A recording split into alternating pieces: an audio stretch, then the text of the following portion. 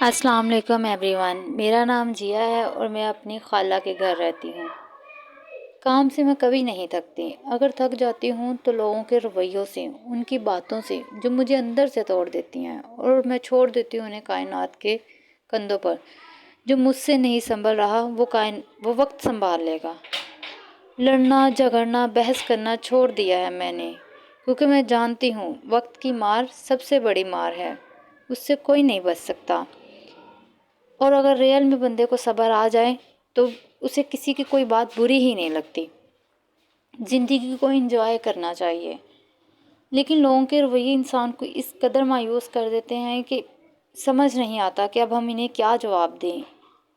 کل جب سب اکٹھے ہوئے تو مجھے بہت سے رشتہ داروں نے کہا، آنٹیاں مامیاں سب نے کہا، تم زیادہ سیریس لیتی ہو رشتوں کو، اتنا سیریس نہیں لیتے، لوگوں کی باتوں کو اگنور کرنا سیکھو۔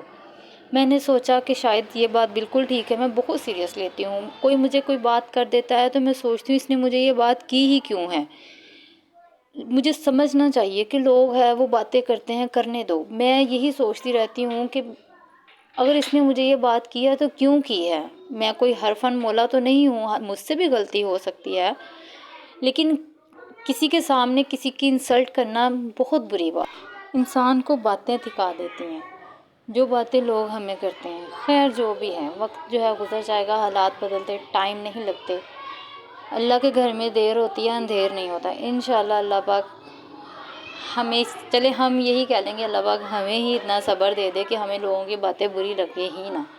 میرا پرسنلی تو آپ لوگوں سے یہی مشورہ ہے کہ ایسے لوگوں سے دور رہیں جو برے وقت میں آپ کا ساتھ نہ دیں، یا پھر اگر آپ کسی کام کے لیے کوشش کر رہے ہیں تو وہ آپ کو سپورٹ نہ کریں۔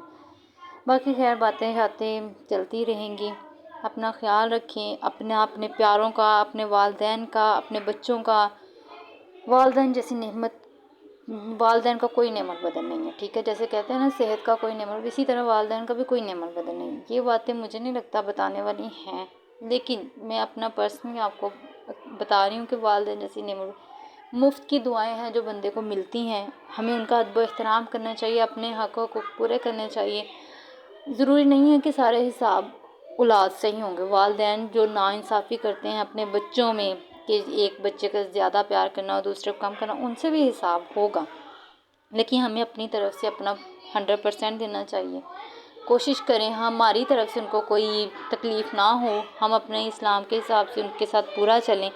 باقی وہ جو کریں گے ان کا حساب ان سے بھی ہوگا، ظاہری بات ہے، جب قیامت آئے گی، محشر کا سماع ہوگا تو حساب سب سے ہی ہوگا، اولاد سے بھی ہوگا اور والدین سے بھی ہوگا۔ تو اس لیے یہی ہے، یہاں پر میں نے خیر اپنا کام کمپلیٹ کیا، ساتھ تھوڑی بہت صفائی کی، اور بعد میں چھوٹی کو عصبہ کو تیار کیا اور اس نے اپنی پوری پکس بنوائیں۔